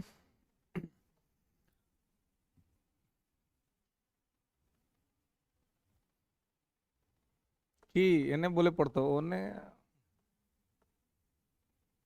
हाँ? बोलिए। हैं? भूल गए? Lord Stanley. लॉर्ड स्टेनली जब 1857 की क्रांति के पश्चात जब वायसराय का पद आया, तो उसी समय ब्रिटेन में एक भारत सचिव का भी पद क्रिएट किया गया, है ना। जो भारत सचिव बना, है ना, वो भारत सचिव रहता था ब्रिटेन में, अब वायसराय रहता था इंडिया में। ठीक है, तो दोनों मिल के शासन चलाता था, महारानी को रिपोर्ट करता था, यहाँ से भेजता था रिपोर्ट सचिव के पास, और सचिव जाकर के महारानी को दिखाता था। ये 1858 में ही ये पोस्ट आया, ही उससे पहले ये पोस्ट नहीं था, है ना। 1858 में शासन उस समय आया ही नहीं था, उद्घोषणा पत्र आया था, डिक्लेरेशन लेटर आया था महारानी का, है ना। तो 1898 का, सॉरी 58 का डिक्लेरेशन लेटर था, और उसके अंदर में सेक्रेटरी का पोस्ट लाया गया था स्टेनली को। ठीक है, गवर्नर जनरल्स ये ऐसे हैं कि ये इनको अगर आप ध्यान से याद रख ले, तो मॉडर्न हिस्ट्री का जो आपका काम है वो बहुत आसान हो जाता है ना। और आपको सवाल सॉल्व करना बहुत आसान हो जाता है, ठीक तरीके से आप अगर ये कर ले तो, है ना। सबसे पहले आपको आता है रॉबर्ट क्लाइव, है ना। रॉबर्ट क्लाइव के बाद आता है वेंसीटाट, वेंसीटाट के बाद आता है वारलेस्ट, और वारलेस्ट के बाद आता है कर्टियर। ये सब बंगाल के गवर्नर हैं 1772 तक, है ना। इस बीच में वो आता है पगला हॉलवेल, जो हॉलवेल काल कोठरी घटना की चर्चा करता है, ब्लैक होल इंसिडेंट का। तो रॉबर्ट क्लाइव, वेंसीटाट, वार्लेस्ट, कर्टियर, बारेन हेस्टिंग, ये सब बंगाल के गवर्नर। लेकिन यही बारेन हेस्टिंग का 1773 के रेगुलेटिंग एक्ट में प्रमोशन हो जाता है, इसको बना देता है सब बंगाल का गवर्नर जनरल। तो ये बारेन हेस्टिंग आता है, उसके बाद कर्नवालिस आता है, जॉनसोर आता है, ब्लेजली आता है, बार्लो आता है, मिंटो आता है। मिंटो का कार्यकाल है 1813 तक। 13 के बाद आता है हेस्टिंग, 13 से 23 तक। उसके बाद एडम्स आता है, फिर एमहस्ट आता है, और तब आता है Lord William Bentinck. Lord William Bentinck के बाद आता है चार्ल्स मेटकाफ, उसके बाद आता है ऑकलैंड, एलेनबरो, हार्डिंग फर्स्ट, और तब आता है 1848 में लॉर्ड डलहौजी, 48 से 56। फिर डलहौजी के बाद आता है ये कैनिंग, 56 से लेके 62 तक। फिर इसके बाद आता है एल्गिन, मेयो, लॉरेंस, और तब आता है नॉर्थब्रुक, लीटन, रिपन, डफरिन। तब आता है लॉर्ड लैंसडाउन, एल्गिन द्वितीय, लॉर्ड कर्जन, और लॉर्ड कर्जन के बाद हार्डिंग द्वितीय, जिसके समय में बंगाल विभाजन रद्द होता है। और उसके बाद आता है मिंटो, इसके बीच में आता है लॉर्ड कर्जन के बाद 1905 से 1910, जिसमें 1909 में आता है मार्ले मिंटो एक्ट, है ना, जिसमें इसमें भी मार्ले है भारत सचिव के पद पर। कुछ कुछ सचिव फेमस रहा, मार्ले भारत सचिव के पद पर था, अब मिंटो इंडिया में था, इसलिए कहते हैं मार्ले मिंटो एक्ट, है ना। और तब 10 में आता है वही हार्डिंग। तो हार्डिंग का जो कार्यकाल होता है वो बंगाल विभाजन को रद्द करवाता है। और तब आता है चेम्सफोर्ड, है ना, Reading, Irwin, Willingdon, Lord Linlithgow, Lord Wavell और फिर लॉर्ड माउंट बेटन। तो इन सबको यदि इनके टेन्योर के साथ अगर ठीक से याद कर लिया तो बहुत सारा क्वेश्चन तो इनके आसपास में ही पूछा जाता है। एक बार एक क्वेश्चन पूछा गया था कि यंग हस्बैंड अभियान किसने चलाया था? क्या था यंग हस्बैंड अभियान? कर्जन चलाया था?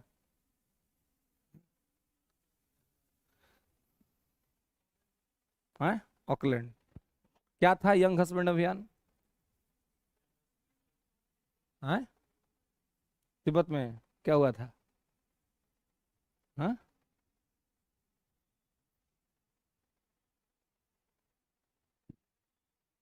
नया नया पति सबका प्रतियोगिता होता था। हाँ, यंग हस्बैंड। हाँ, बिल्कुल विद्रोह हुआ था, तिब्बत में विद्रोह हुआ था। और तिब्बत के उस विद्रोह को दबाने के लिए कर्जन ने यंग हस्बैंड को भेजा था, इसलिए उसको कहते हैं यंग हस्बैंड अभियान, है ना। यंग हस्बैंड ने जाकर के तिब्बत को ये किया। वह समय सब मुद्दा सब गड़बड़ा दिया, जिसके वजह से तिब्बत को कंट्रोल कर लिया चाइना बाद में, है ना। उस समय अगर उस मैटर निपटा दिया रहता तो तिब्बत हम लोग के कंट्रोल में रहता, लेकिन गड़बड़ हो गया सब मैटर। है, हाँ, लेकिन अब भारत उस समय खुद ही बहुत स्ट्रांग कंडीशन में नहीं था, हमारी स्थिति खुद ही गड़बड़ थी। 1948 में हमारा पीओके चल गया, तो हम लोग अपना जमीनें नहीं बचा पा रहे थे उस टाइम पे, है ना। तो स्थिति हमारी खुद की ठीक नहीं थी, और उसी सिचुएशन में वो सब चीज चला गया। तो यहां पर कर्जन ही था, कर्जन कह रहे कैनिंग ही था जब वो वायसराय था, है ना। कैनिंग वायसराय था, और इसके समय में लाया गया पहला बार बजट, और वो लाया था जेम्स विल्सन ने, है ना। कौन लाया? जेम्स विल्सन, ठीक है। तो जेम्स विल्सन लाया यहां पर, और उसके बाद आप देखते हैं कि जेम्स विल्सन जो है ये बजट लाया, और तब जो है वो बजट एक ही आता था, आम बजट, है ना। बजट एक ही आता था, आम बजट। लेकिन बाद में जैसे कि अभी भी आप देखिएगा तो एक ही बजट आता है ना, और वो आता है आम बजट, ठीक है। तो आम बजट आता था 1860 सन, पहली बार जब आया तो आम बजट ही आया, जिसमें रेलवे बजट और आम बजट दोनों रहता था।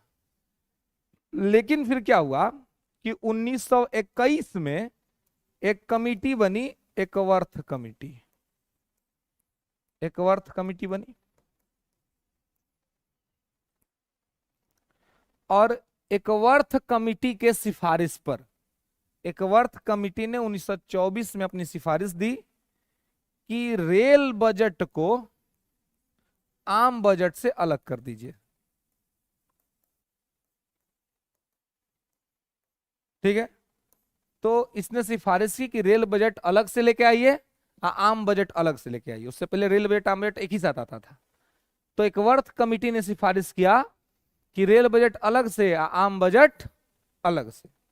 तो दोनों बजट जो है सो अलग से ले आइए, रेल बजट अलग से ले आइए, आम बजट अलग से ले आइए, ठीक है।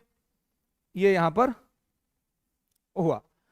अब उसके बाद 1925 में यह व्यवस्था लागू हो गई, और 1925 से लेकर लगातार आजादी के बाद तक, इवन 2016 तक, है ना, रेल बजट और आम बजट अलग अलग ही आता था, ठीक है। लेकिन 2017 से इसको मोदी जी ने बदल दिया, है ना। मतलब इतनी पुरानी परंपरा को 2017 में इसको क्या कर दिया गया, चेंज कर दिया गया। और चेंज करके क्या किया गया कि रेल बजट को आम बजट में मिक्स कर दिया गया। अब फिर कहा गया कि एक ही बजट आएगा, वो होगा आम बजट। नहीं तो पहले क्या होता था, रेल बजट अलग से आता था, आम बजट अलग से आता था। अब इसने कहा कि नहीं, अब दोनों एक ही साथ आएगा। ठीक है। तो अब आपसे ये पूछा जा सकता है कि ये रेल बजट को आम बजट से एक करने की सिफारिश किस कमिटी ने की थी?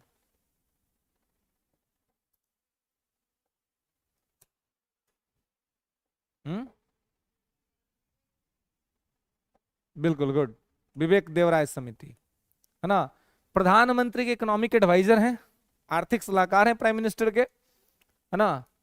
तो विवेक देवराय समिति के सिफारिश पर रेल बजट और आम बजट को मर्ज कर दिया गया, और अब एक ही बजट आता है, आम बजट। अब रेल बजट नहीं आता है अलग से, आम बजट में ही रेल के बारे में चर्चा रहती है, अलग से नहीं आता। तो मतलब कि पुरानी जो परंपरा थी एक बार वो ही फिर से स्थापित हो गई, 1925 से पहले वाली परंपरा, है ना, वो स्थापित हो गई। तो अब एक ही बजट आता है, वो क्या आता है, आम बजट।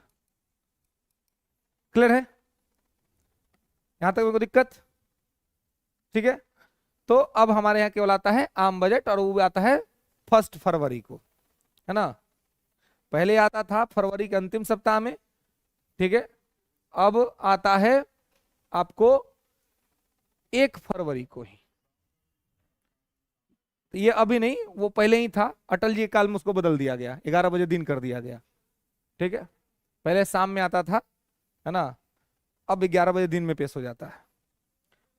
तो अब देखिए, तो यहां तक की बातें समझ में आई। अब बजट जो है वो दो तरह से होता है, एक होता है अंतरिम बजट, और एक होता है वार्षिक बजट,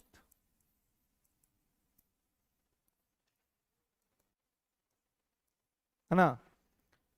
एंट्रीम बजट और एनुअल बजट, ठीक है। तो एंट्रीम बजट जो होता है, अंतरिम बजट, इसको कहते हैं अस्थाई बजट। क्या कहते हैं?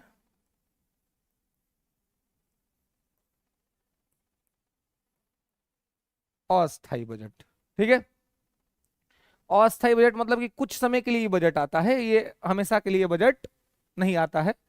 तो जैसे कि अगर पूछा जाए कि भाई अंतरिम बजट जो अस्थाई होता है ये कब आता है, तो ये आता है चुनावी वर्ष में, जिस वर्ष चुनाव होता है उसी वर्ष आता है ना, चुनावी वर्ष में आता है। तो कुछ ही महीनों के लिए ये होता है। अब जैसे कि यही 2024 चुनावी वर्ष है, तो आया है अंतरिम बजट। फरवरी में जो बजट सरकार ने पेश किया था वो अंतरिम बजट था, ठीक है, क्योंकि चुनाव है इस साल। तो फिर चुनाव के बाद, जिस साल चुनाव रहता है उस साल 2 बार बजट आता है, एक चुनाव से पहले और फिर चुनाव के बाद। तो जो चुनावी वर्ष का जो पहला बजट रहता है वही क्या होता है, अंतरिम बजट होता है ना। इसी को कहते हैं एंट्रिम बजट, ठीक है। तो चुनावी वर्ष में जो बजट आता है, ठीक है, चुनाव से पहले। तो अभी चुनाव चल रहा है, इससे पहले ही फरवरी में बजट आ गया था, तो बजट क्या था, अंतरिम था, तो बहुत दिन उसका वैल्यू नहीं है। जैसे चुनाव हो जाएगा, जिसकी सरकार बन जाएगी, वो फिर से एक नया बजट लेके आएंगे, तो वही बजट होगा वार्षिक बजट, ठीक है। तो केवल चुनावी वर्ष में ही अंतरिम बजट आता है, ठीक है, जो अस्थायी होता है, कुछ महीनों के लिए होता है। अब ऐसे वार्षिक बजट पूरे एक साल के लिए होता है, और ये प्रत्येक साल आता है। प्रत्येक साल आप देखते हैं बजट पेश होता है, प्रत्येक साल के फरवरी महीने में 1 फरवरी को,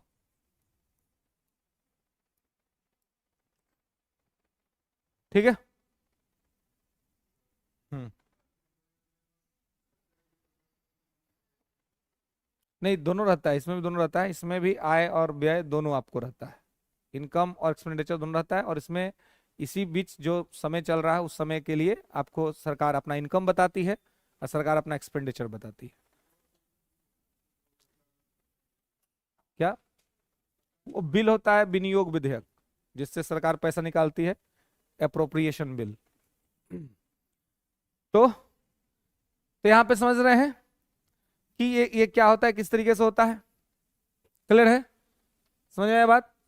कि अंतरिम बजट और वार्षिक बजट दो तरह का होता है। वार्षिक बजट प्रत्येक साल आता है, जो साल भर के लिए होता है। अंतरिम बजट अस्थायी होता है, केवल चुनावी वर्ष में आता है। क्लियर है? यहां तक हमको दिक्कत नहीं ना? हाँ, चुनावी वर्ष में 2 बार हो जाएगा, जैसे इसी बार आएगा 2 बार बजट। हाँ,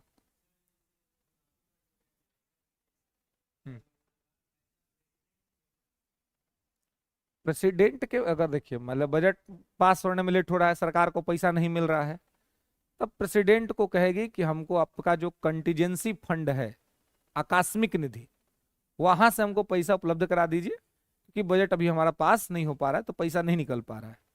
तो उस बीच राष्ट्रपति कंटीजेंसी फंड से इनको जितनी आवश्यकता होगी उतना पैसा इनको दे देगा।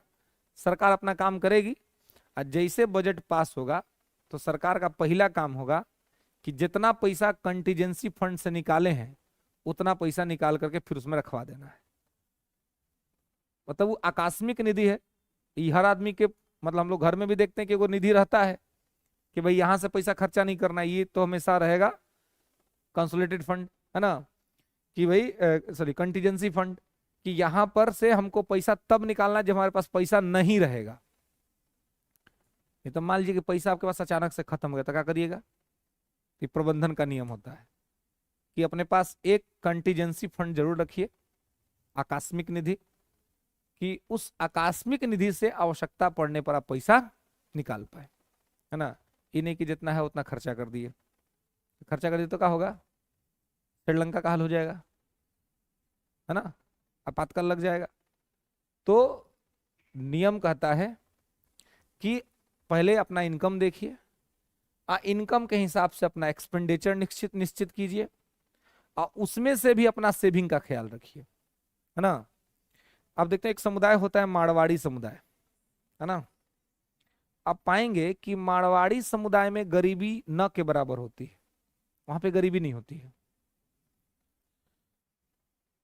अगर कोई मतलब बहुत कमजोर भी होगा ना, तभी वो खुशहाल जीवन जी रहा होगा। अब जाएंगे तो बढ़िया खाना खाएगा, बढ़िया रिस्पेक्ट देगा आपको, बढ़िया से आपको रखेगा, है ना।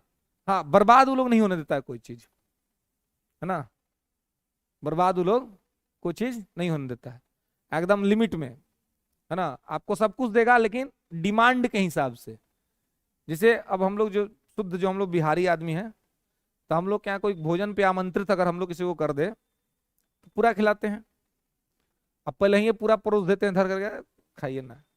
अब वो खाए चाहे बर्बाद है, उतना हम लोग टेंशन नहीं लेते हैं, है ना। खाइए महाराज, यार छोड़ दीजिएगा, कोई बात नहीं है। मारवाड़ी के यहाँ जाइए आप खाने, वो आपको एक एक करके देगा, भले एक एक करके आप 50 खा जाइए, लेकिन वो एक साथ आपको 25 नहीं देगा, उसको डर है कि कहीं बर्बाद कर देगा, है ना। तो एक तो वो अपने रिसोर्सेज को बर्बाद नहीं होने देते हैं, सेविंग का हमेशा ध्यान रखते हैं कि अगर उनके घर में 10 रुपए आए तो उनको उनमें से 3 रुपए निकाल के रख देने हैं। वो खुद को समझा देते हैं कि अपने पास 7 ही रुपए है, अपने को अपना खर्चा 7 ही में चलाना है। अब उस 7 में से भी उनको पता है कि इसमें से जो 4 रुपए है वो अपने को अपने दैनिक खर्च पे खर्चा करना है, अब बचा हुआ 3 रुपए अपने को कोई दुकान उकान खोल देना है। देखते हैं वो लोग बिजनेस ज्यादा करता है, कोई होटल खोल देगा, कोई ढाबा खोल देगा, कुछ ना कुछ रहेगा उनके लाइफ में। तो वो अपना कैपिटल निर्माण करते रहते हैं, और यही कैपिटल निर्माण उनको अमीर बना देता है। बिहारी हम लोग क्या करते हैं, सेविंग पर ध्यान नहीं देते हैं। जितना कमाया, अरे आज 2000 पॉकेट में ना, पार्टी देते हैं। मैंने पैसा का गर्मी बर्दाश्त नहीं होता है, ये दिक्कत होता है ना। क्या कहेंगे, देखते ना गांव दिल्ली उल्ली से कमा के सब आता है गांव में, आप देखते गौर करिएगा, है ना। वो आएगा ना तो पता चल जाएगा कि आपको दिल्ली से कमा के आया है, पूरा रंग बिरंग कपड़ा पहनेगा एकदम, है ना, मैंने पूरा झंडा उंडा फहरा देगा देह पर पूरा, है ना, अलग अलग तरह का कपड़ा, है ना, बहुत तरह का पहन लेगा। उसके बाद हाँ पूरा चश्मा उश्मा, आंख के चश्मा मुंह माथा पे लगाएगा, है ना, अब पूरा एकदम घूमेगा, रोज पार्टी देगा गांव का लड़का सबको, है ना, मतलब अपना सबके जो गुट्टू सबको देगा पार्टी, भैया अरे आज करो पार्टी, कोई दिक्कत नहीं है। वह जब उसको जाने का टाइम आएगा तो घूम घूम के कर्जा खोजेगा कि भैया हमारा कुछ पैसा दीजिए, हम जाके ना वहां से पैसा भेज देंगे आपको। ऐसा क्यों हुआ? कमा के आया, आज जाने के लिए पैसा नहीं है, जाने के लिए भाड़ा मांग रहा है, क्योंकि मैनेजमेंट नहीं सीखा, पैसा को प्रबंधित करना नहीं सीखा कि हम इतना कमाए हैं, घर जा रहे तो इतना माता पिता को देना है, इतना अपना वापसी के लिए रखना है, इतना में थोड़ा बहुत खर्चा कर देना है, ताकि लोगों को पता भी तो चले कि हाँ मैं कमा रहा हूं, पैसा है अपने पास, ये पता चलना चाहिए लोगों को। तो पता चलने के लिए आप हल्का फुल्का करिए खर्चा, लेकिन इसका क्या मतलब है कि जितना है वो खर्चा कर दिया, कर्ज लेके खर्चा कर दिए, तो आपको फिर गरीब होने से कोई नहीं रोक सकता। और रतन टाटा कहते हैं कि रोजमर्रा की चीजों पर किया गया खर्चा जो है वो एक प्रकार का आर्थिक अपराध माना जाता है, इकोनॉमिक क्राइम है। तो कंपल्सिव काइंड का खर्चा कीजिए, तो खाने पर, तो खाने में भी अपने आप को स्वस्थ रखने के लिए जो जो खाना होना है वो सब कीजिए, ये कंपल्सिव काइंड एक्सपेंडिचर है, वो तो करना पड़ेगा आपको, वो कीजिए। लेकिन जो विलासिता पर जो खर्चा होता है रोज, है ना, घूम के आते हैं, पार्क से घूम के आते हैं, कहीं चल के बैठ जाते हैं, है ना, अब विलासिता का खर्चा, तो विलासिता का खर्चा क्या करेगा आपको? विलासिता का खर्चा आपको गरीब बना देगा, है ना, ये सब इकोनॉमी का नियम है ना। इसलिए हम हमेशा कहते हैं कि खाली पढ़ना है तो खाली पढ़ के नोट्स नहीं बनाना है, एग्जाम के लिए नहीं पढ़ना है खाली, ये एग्जाम तो पास करिए जाइएगा, लेकिन इस एग्जाम के साथ जीवन का भी एग्जाम साथ साथ चल रहा है, इसको भी पास करना होता है, ये भी ठीक से चलाना होता है। नहीं तो बहुत बार देखेंगे कि टॉप रैंकर्स, टॉपर्स गले में फंदा लगाने से नहीं पीछे हटते हैं। क्यों? क्योंकि योग्यता की तो कोई कमी नहीं, एग्जाम तो निकाल लिया, एग्जाम निकालने का कला तो पता था, लेकिन जीवन निकालने का कला किसी ने सिखाया ही नहीं कि भाई जीवन भी एक एग्जाम ही है, ठीक से परफॉर्म करोगे तो जीवन बढ़िया कटेगा। आज जीवन का परफॉर्मेंस यदि गड़बड़ हो गया तो एकेडमिक अचीवमेंट चाहे आपके कितने भी क्यों ना हो, जीवन के परीक्षा में अगर फेल हो गए तो दुख कष्ट से आपको कोई नहीं रोक सकता है। तो साथ साथ आपका दो एग्जाम चल रहा है, एक आपका कैरियर का और एक आपका लाइफ का, और आपको प्रयास करना है कि दोनों ही एग्जाम में आप पास करें, दोनों एग्जाम आपका अच्छा निकले। ऐसा ना हो कि एक एग्जाम के चलते एक एग्जाम खराब हो जाए, या एक एग्जाम के चलते एक एग्जाम खराब हो जाए, जीवन बनाने के चक्कर में कैरियर खराब कर दिया, या कैरियर बनाने के चक्कर में जीवन खराब कर दिया। दोनों के बीच संतुलन स्थापित करके जीवन भी बेहतर बने और कैरियर भी बेहतर हो। इसके साथ अगर ठीक तरीके से ये करके अगर आप चलते हैं तो फिर किसी तरह की कोई समस्या देखने को नहीं मिलती है। तो इसलिए बजट का भी ड्राफ्टिंग उसी प्रकार से किया जाता है जिससे कि भारत जो है, अब जो टारगेट है कि हम विश्व की तीसरी सबसे बड़ी अर्थव्यवस्था बने, तो विश्व की तीसरी सबसे बड़ी अर्थव्यवस्था बनने के लिए आपको अपना कैपिटल एक्सपेंडिचर बढ़ाना पड़ेगा, आपको देश में निवेश लाना पड़ेगा, देश में लोगों को रोजगार देना पड़ेगा, इन्वेस्टमेंट बड़े स्तर पे कराना पड़ेगा, प्रोडक्शन का हब बनाना पड़ेगा इंडिया को, तब जाकर के आपका वो लक्ष्य पूरा हो पाएगा। प्रोडक्शन का हब तभी बनेगा जब यहां पर इन्वेस्टमेंट होगा, जब यहां पर निवेश होगा, और निवेश कोई तभी करेगा जब हम यहां पर इंफ्रास्ट्रक्चरल डेवलपमेंट प्रोग्राम चलाएंगे। संरचनागत विकास जब तक हम नहीं करेंगे तब तक कोई बाहर की कंपनी हमारे यहां आकर के इन्वेस्टमेंट नहीं करेगी। तो इंफ्रास्ट्रक्चर को डेवलप कीजिए, लॉ एंड ऑर्डर को बढ़िया कीजिए, और फिर अपने यहां निवेश मंगाइए। यही तरीका है जो आपको बेहतर स्थिति में पहुंचा सकता है ना। तो यहां पर ये सारे टाइप्स जो है सो होते हैं, ठीक है। इसके बाद आप देखेंगे कि यहां पर आर्टिकल 113 ये क्या है, अनुच्छेद 113। तो अनुच्छेद 113 क्या है? तो लिखेंगे प्राक्कलन विधेयक, प्राक्कलन विधेयक, एस्टिमेट बिल, एस्टिमेट बिल, ठीक है, प्राक्कलन विधेयक। देखिए अब बजट जो होता है ना, तो प्राक्कलन, एस्टिमेट, प्राक्कलन का मतलब था कि पूर्व में आकलित कर लेना, ठीक है, कि क्या अनुमान हमारा होने वाला है।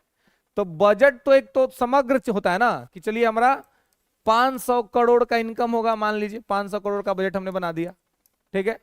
तो उसमें हम बताएंगे भी कि हमारा 500 करोड़ खर्चा कहाँ होगा, है ना, व्यय भी बताएंगे, कितना एक्सपेंडिचर है, इतना हमारा इनकम है, जहां जहां इनकम होगा फिर कहाँ कहाँ खर्चा करेंगे। तो ये एक आपके पास चीजें होती है मोटा मोटी कि हमको इतना का इनकम होगा, इतना का एक्सपेंडिचर होगा।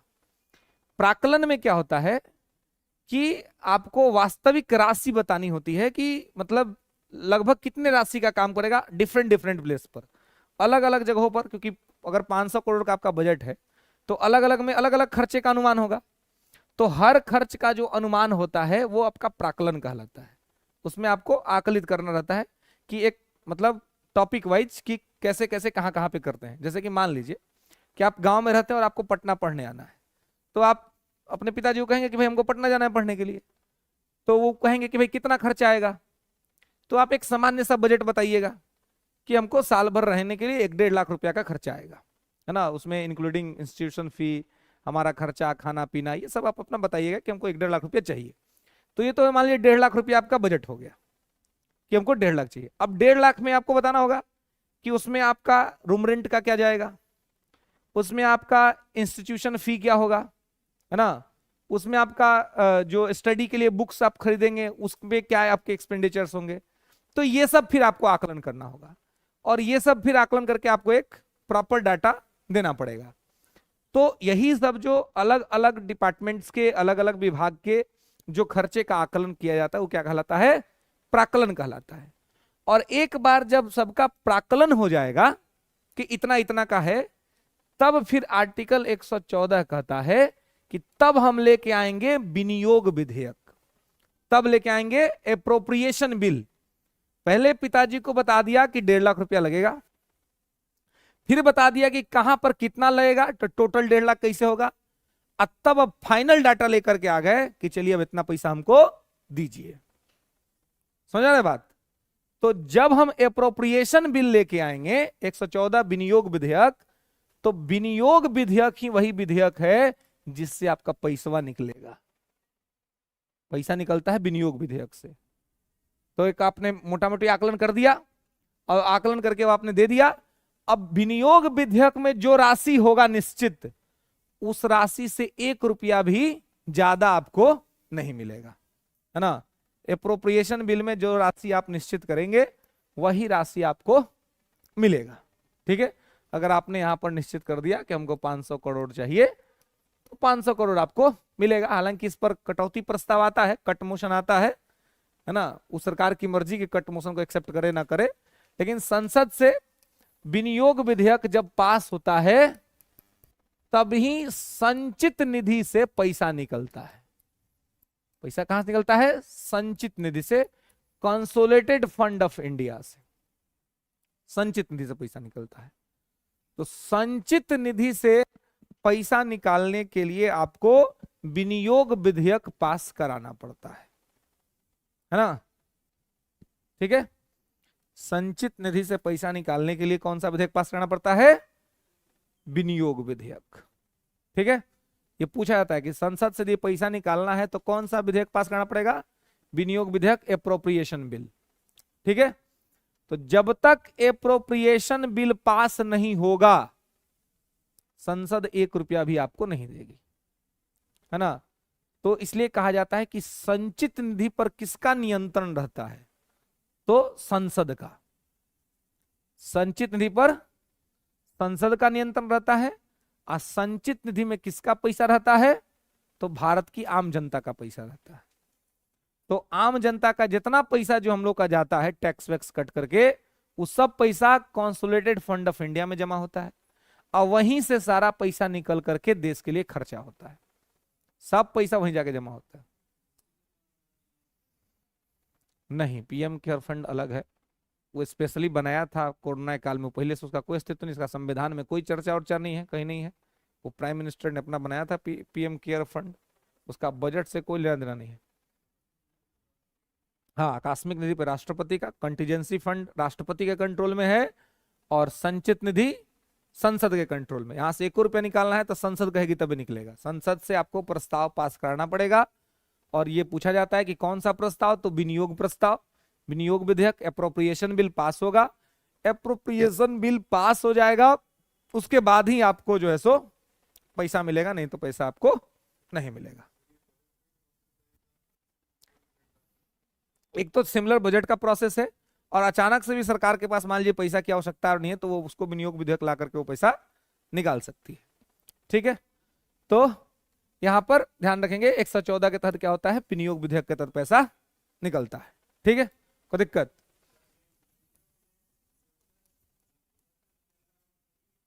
क्या?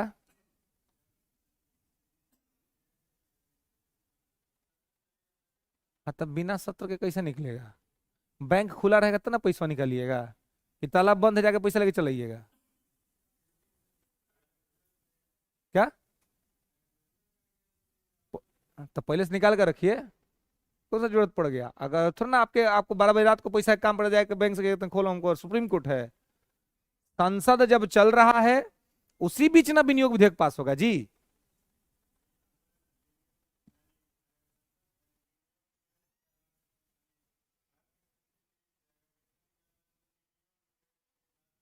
हाँ बिल्कुल। हाँ हाँ, पैसा तो बजट में पैसा रहे करता है, बजट में अलग से कोष बनता है, वो बजट में अलग से कोष रहता है कि हम आपदा के लिए इतना पैसा अलग से रख रहे हैं, सरकार निकाल के देगी उसमें से, उसमें थोड़ी ना जाके संसद खुलवा देंगे कि चलो विनियोग विधेयक पास कर दो। आकस्मिक निधि से जनरली नहीं निकलेगा, आकस्मिक से तभी निकलेगा जब बजट का पैसा आपको नहीं मिला है। बजट का पैसा आपको नहीं मिला तभी आकस्मिक निधि से आपको पैसा मिलेगा, जब बजट से आपको पैसा मिला ही है तो आकस्मिक निधि का क्या काम है?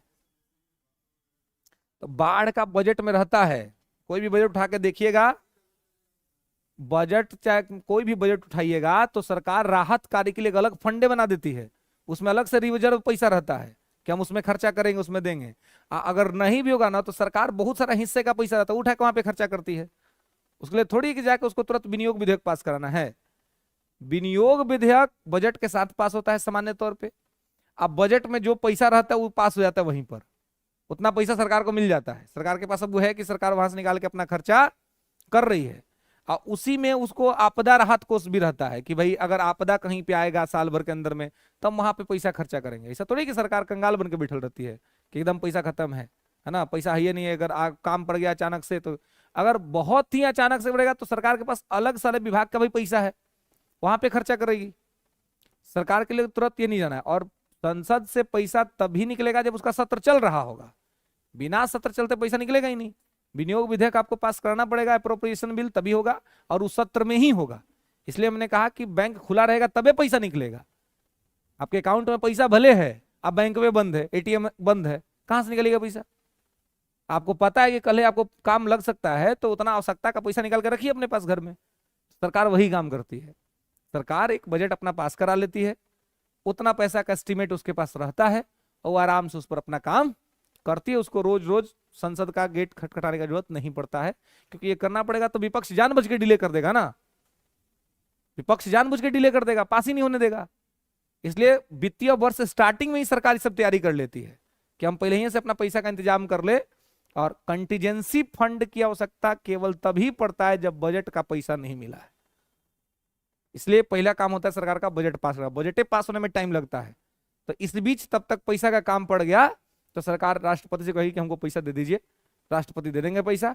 अब फिर जैसे बजट पास होगा पैसा निकाल करके सबसे पहले राष्ट्रपति का पैसा दिया जाएगा, क्योंकि वो कर्जा है, राष्ट्रपति को दिया जाएगा कि भाई आप अपना रख लीजिए कंटीजेंसी में। अब फिर आपके बाद अपना सरकार काम करना शुरू करेगी। ठीक है, तो वो 114 का होता है। 115 में है अतिरिक्त बजट, है ना, सरप्लस बजट इसको कहते हैं, अतिरिक्त बजट अथवा अधिशेष बजट।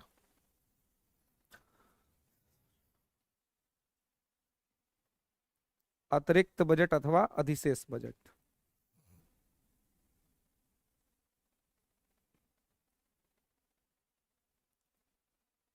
ठीक है।